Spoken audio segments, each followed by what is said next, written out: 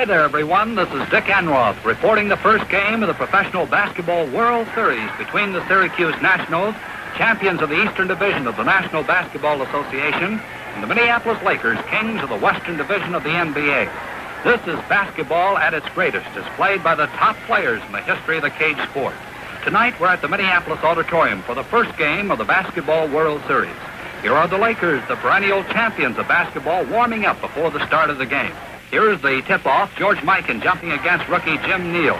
The Nationals opened with Neal at the pivot, Wally Osterkorn from Illinois, and Paul Seymour from Toledo at the forwards, Bill Kenville from St. Bonaventure, and George King and Morris Harvey at the guards. The Lakers start with Mikan at the pivot, Jim Pollard of Stanford, and Vern Mickelson of Hamlin on the front line, Slater Martin from Texas, and Whitey Scoot from Minnesota in the back court. The Nationals draw first blood as George King follows up his own shot with an easy layup. Well, the Lakers come right back with big Vern Mickelson being pushed by Wally Osterkorn while in the act of shooting. Mick hit on both free throws, and the game is tied 2-2. Al Servey, the fiery coach of Syracuse, has his injury-riddled ball players keyed up for this all-important money series. Close to $2,000 per man rides in the outcome of this best 4 out of 7 games. Let's watch Bill Kenville, wearing number 15, drive in for a shot. The whistle blows, and there's a foul called on Mickelson of the Lakers.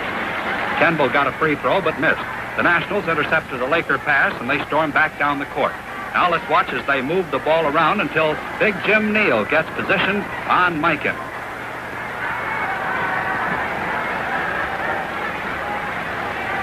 Captain Paul Seymour lobs a pass over the head of Laker Whitey Scoot to Neal, who swings his right for the basket. Syracuse leads 4-2. Neal, a surprise starter in the series, misses the free throw.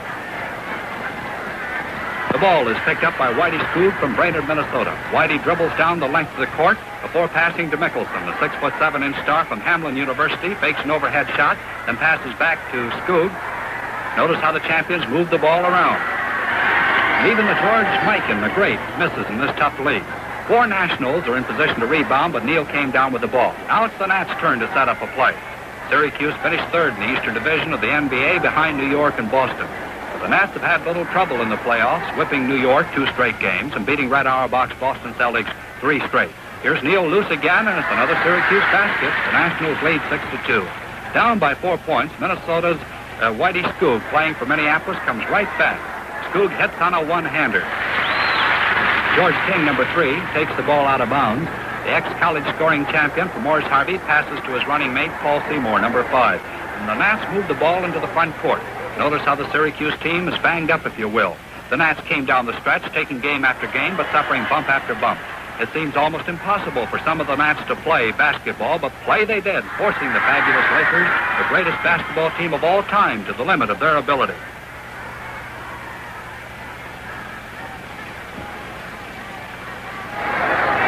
Watch the Lakers uncork one of their favorite plays this time. Slater Martin, the smallest man in pro basketball at 5'10", picks up a perfect pass from Mikan, and at the Minneapolis basket. This year, as always, the National Basketball Association is divided into 2 divisions. The Eastern Division is composed of Syracuse here, New York Knickerbockers, Boston Celtics, Philadelphia Warriors, and Baltimore Bullets. The Western Division is made up of the famed Lakers, Rochester Royals, Fort Wayne Pistons, and Milwaukee Hawks. The fabulous Lakers, whom you're watching right now, have been compared to the greatest sports teams of all time, such as the Yankees and Knute Rockne's terrific Notre Dame football machines of the 20s. When Laker president Ben Berger and company went into the basketball business, all they received in return for their cash investment were 15 dirty and worn-out uniforms from the defunct Detroit Gems of the National Basketball League. The first big name signed by the Minneapolis group was Jimmy Pollard, the Flash of the Amateur League, playing for the Oakland Vintners. After Pollard came 2 homegrown products in Don Carlson and Tony Jarris. Jack DeWan was picked up from Loyola University of Chicago. But the biggest break of all came when the All-American Basketball League blew up. George Mikan was drafted by the Lakers. Mikan, the highest-paid player in basketball, immediately became the greatest drawing card in the history of the game. Laker coach Johnny Kundla, himself an all-conference player in his collegiate days at Minnesota, built his attack around the great Mikan. It was Mikan, the money player, who played with a broken arm in the World Series of 1949 against the Washington Capitals. And it was Mikan who became the greatest scoring machine in the history of the pro game. The league tried its best to halt Mikan and Minneapolis, installing the 12-foot wide lane instead of the usual 6-foot lane. This move was directed at George Mikan. It probably is the first time any league has discriminated against a player.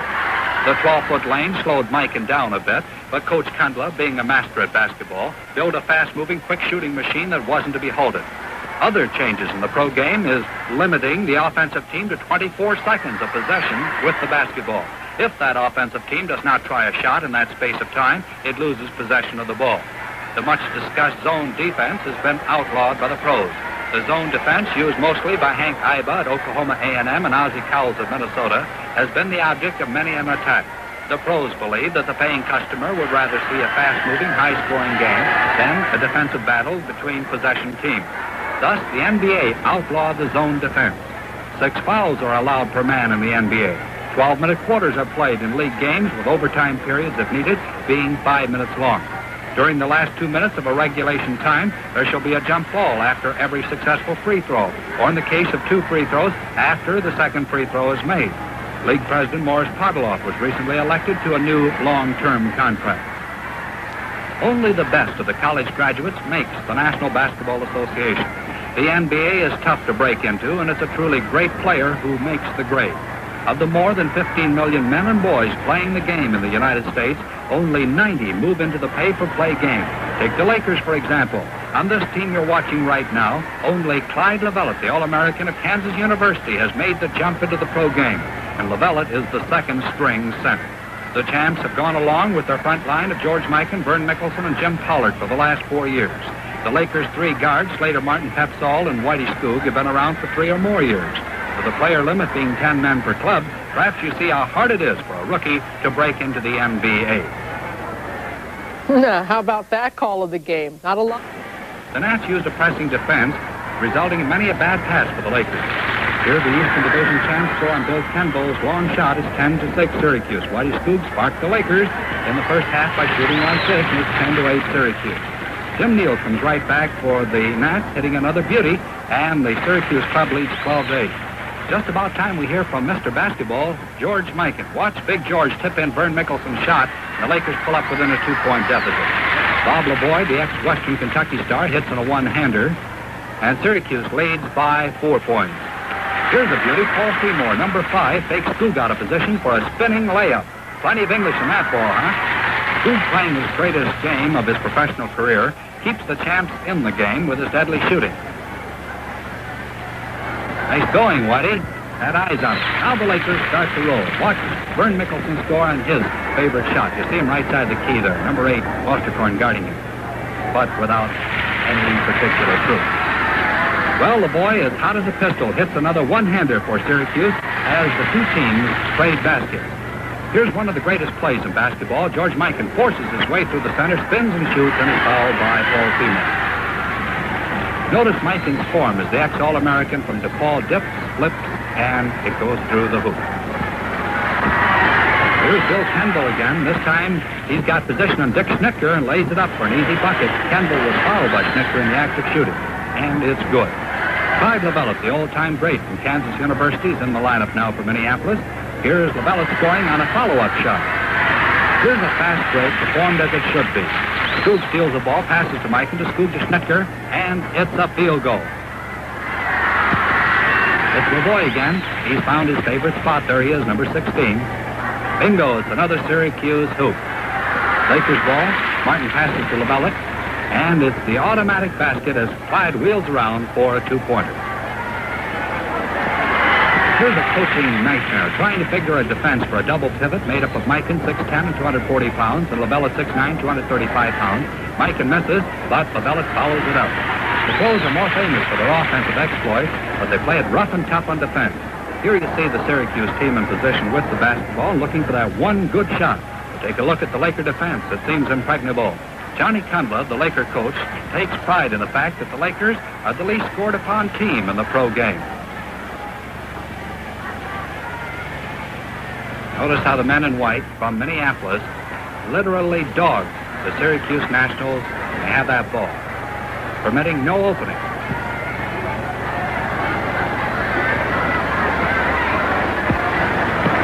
Earl Lloyd is in there now for Syracuse, broken hand and all. Lloyd smashed his paw in that tough Boston series.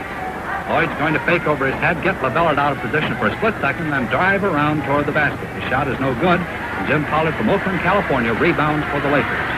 Scoot has it now. Pass to Pollard coming up. Will pass to Mikan. But watch Bob LeBoy intercept. There he is. Bob starts up the court once again. The cat-like Scoot steals the ball for the Lakers. Now the champs turn this thrilling sequence into a basket as George Mikan gets a perfect pass from Scoot for a two-pointer. The Lakers lead 31-28. Seymour and Kendall work the ball up the court for Syracuse. There's a pass to LeBoy. Bob tries to pass to Wally Osterkorn, but the ball is knocked out of his hand over to Earl Lloyd, who jumps and scores, and it's 31-30 Minneapolis. And that's hit on a free throw while the Lakers made good on 3 charity tosses to lead at the end of the first half, 34-31.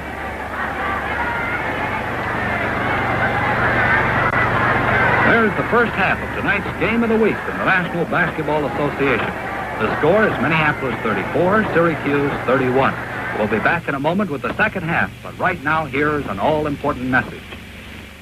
Well, I guess we'll never know what that important message was. But for any team playing the Lakers, the message was try to contain George Mikan. The NBA's first superstar dominated the league to the point where the rules were changed to make things actually tougher on him. Dolph Schayes of Syracuse had his own plan for stopping Mikan. Mikan was probably the greatest player of that time. I tried to get in front of him. I tried to push him out. I'm going to overplay him on the right side. I'll box him out. I did those things, and I held him to 42 points.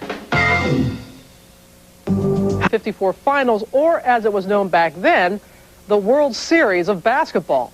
We'll rejoin the action in the fourth quarter with the Lakers up by 6.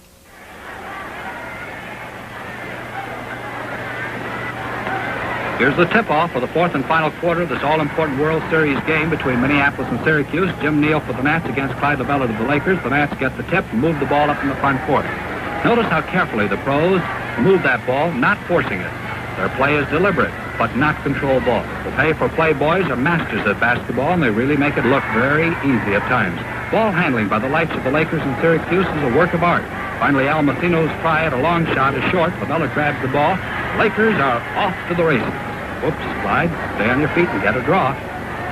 Well, that's Slater Martin working the ball down the floor. Jim Holstein's in the far left-hand corner. Passes off to Lovellette, who shoots and misses. The Nats rebound and move the ball up the floor.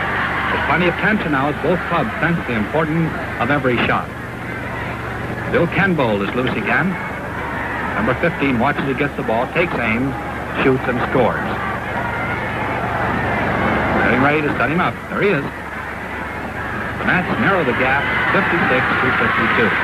It's Syracuse once again. This time Earl Lloyd passes to Bob LeBoy, who hits the one-hander, and the Nats pull up within the margin of a field goal. The score 56-54. The pressure is great as the Lakers move the ball up the floor. Scoot gets position, feeds Mikan on a beautiful pass, which you're going to see in a moment. Then watch George wheel around and score for the Minneapolis team. There he is. 58-54. With the clock ticking away valuable time, Syracuse trailing by 4 points has possession of the ball. The Nats are looking for a three-point play, but the Laker defense is too tough once again. Paul Seymour, number 5, draws a bead on the basket. His long shot is going to hit the edge of the rim. Watch Mikan get the rebound. Big 99. The ball's knocked out of his hands for Earl Lloyd, who goes in the air, shoots, but it's no good. Finally, it's knocked out of bounds, and there's a jump ball coming up in front of the Syracuse basket involving Al Massino and Slater Martin. Watch how the Lakers get the tap.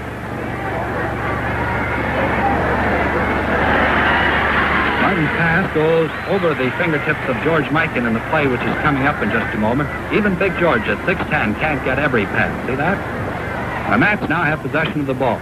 Pressure is great as Syracuse rushes the ball down the floor. The men of Serbia want to win this game and get the jump in the Basketball World Series. Notice how they move that basketball. Yes, sir, this is basketball at its very best. Finally, Paul Seymour gets loose. The flash from Toledo takes a hook shot. It rolls off, no good. Mikan is there with the rebound. The world champions move the ball into the offensive zone. The Lakers, holding a slight lead, now are content to hold on to the ball, protecting that advantage. The Kendall strategy is to feed the pivot for that easy basket. Martin spots his man, lays an easy pass to Mikan, whose shot rolls the rim. Bob Lavoie grabs off another rebound, and Syracuse moves up into the offensive end of the floor.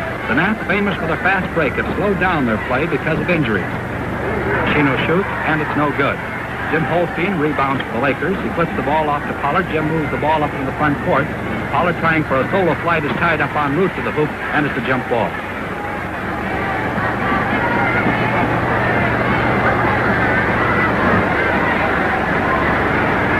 Hey, wait a minute. There seems to be something wrong. Referees Charlie Ekman and Joe Serafin talking over the situation, get it straightened out, and there's a jump ball. Ball's tipped to Mikan. Big George passes to Holstein, who takes a rest right there in the heat of battle. Jimmy gets back on his feet with the aid of the referee, and play continues. Holstein passes the ball to Slater Martin. Martin, the spark plug guard, calls for a play. The champs are after their 6th World Championship in 7 tries. There's Whitey Skoog with the ball. Passes to Mikan, who misses the shot, but there's a foul called on the play. The score favors the Lakers 58-54. Mr. Basketball, George Mikan, has a free throw. Fifth shot is good. The champs lead 59-54. George King passed the ball into Al Messino. Over to Kenbo. Syracuse wasn't supposed to go anywhere in the championship race this season. Here they are, fighting the mighty Lakers for the world's title. Coach Al Servey has performed the coaching job of the year in basketball. The Nats are a team without any great star. Sure, they have Dolph Schayes and Paul Seymour, but on paper, their squad doesn't measure up with the star-studded Boston Celtics of the New York Knickerbockers, for example. Here's Bill Kenbo, the star from St. Bonaventure, looking for that good shot, and makes it. No, it doesn't. It rolls off. The great Pollard grabs off the rebound. The champs move down court. Slater Martin, the smallest man in the game, has the ball. Minneapolis still leads by 5 points. Holstein tries to cut across the lane. There's a pileup on the court. Big Jim Neal of the Nats and George Mikan of the Lakers. There's a lot of weight. The two giants jump in front of the Laker basket. Notice the comparative size of referee Ekman. Looks sort of like a midget. Mikan will tap the ball to Pollard behind Neal. Flips it to Skoog. Whitey shoots. It's good, but the basket doesn't count. Pollard was fouled by Lloyd before the shot. Pollard's at the line for one. Very effortlessly, he makes the free throw good. Syracuse puts the ball in play with number 4, Dolph Schayes, wearing a cast in his left arm, taking the ball out of bounds. Schayes broke his wrist playing against Boston in the Eastern Division playoffs. There's George King hitting on a jump shot. Lakers ball out of bounds. The champs have tried the Vellet in the lineup now as they're resting Mikan. Watch Minneapolis work that ball around. Now LaVelle swings like a windmill and hits for the champs. Minneapolis has the ball again. Now watch that rebounding strength we told you about earlier in the game. LaVelle will miss on a jump shot. Pollard is there for the tap, which is not good. Finally, Mickelson, the third man, grabs the ball and it's a field goal for Minneapolis. Playing volleyball, in other words. The Lakers lead 71-58. Syracuse has the ball again, trailing, and with the clock done, the Nats need every point they can muster. Wally Osterkorn, the lad from Illinois, is going to hit on a jump shot and does, and it's 71-60. With 3 minutes and 2 seconds left, the Nats start to pick up the Lakers defensively all over the court. Minneapolis moves the ball around, finally getting Pollard loose for just a split second. But Jim will lose the ball en route to the basket. The Lakers pick up the loose ball. There's the lead pass to Frank Papsall of Seton Hall, who hits on a driving layup. 73-60 Minneapolis. After taking the ball out of bounds, there's a tie-up in front of the Syracuse basket. Over Seymour, Green, and hits from 25 feet out. Nationals aren't dead yet. Another jump ball, this time in front of the Laker basket. Martin for Minneapolis, King for Syracuse. The tap goes to the Lakers. Minneapolis is looking for that insurance. Never tell what'll happen in basketball. Dick Snicker is loose for a shot. And another two-pointer. Seymour takes the ball all the way down the court. Ball passes off to Bullet Billy Gaber from University of Syracuse. Billy hits on a long shot. It's the Nats again. Watch them now as they gain possession. Lavoie passes off to Osterkorn, blocks, and Wally's loose for an easy basket. With seconds remaining on the clock, the Lakers go into a stall. The Nats have to come out of their defense in order to try to get the ball. But the Minneapolis team moves the ball around so expertly that there's little chance for the Nats to intercept. Finally, Minneapolis gets a two-pointer as Slater Martin breaks loose for the hoop, and it's a field goal. There he is, wide open. Al Messino moves the ball into the front court, passes off to Bob LeBoy, who spins one up there, but it's no good. George King shoots as the gun goes off, and the game is over. The Lakers are victorious in the first bill for the Basketball World Series, winning 79-68. Here are the totals for Syracuse. Bill Kendall, 8 points. Wally Osterkorn, 11. Bob LeBoy, 15. Jim Neal, 8. Earl Lloyd, 3. Paul Seymour tallied 13 points. George King, 6. And Billy Gaber, 4. For the Lakers, Clyde LaVellette was high point man with 16. George Mikan with 15. Slater Martin with 13. Whitey Scoot scored 11. Vern Mickelson tallied 9. Jim Pollard, Jim Holstein, and Dick Schnitzler 4 points each. And Frank Hepsall 3 points. And that's tonight's game of the week between the Minneapolis Lakers and the Syracuse Nationals. Next week, we'll be coming your way from the Baltimore Sports Arena in Baltimore, Maryland, when the Baltimore Bullets play the Milwaukee Hawks. Until then, this is Dick Enroth reporting and hoping you enjoyed tonight's presentation. I know you're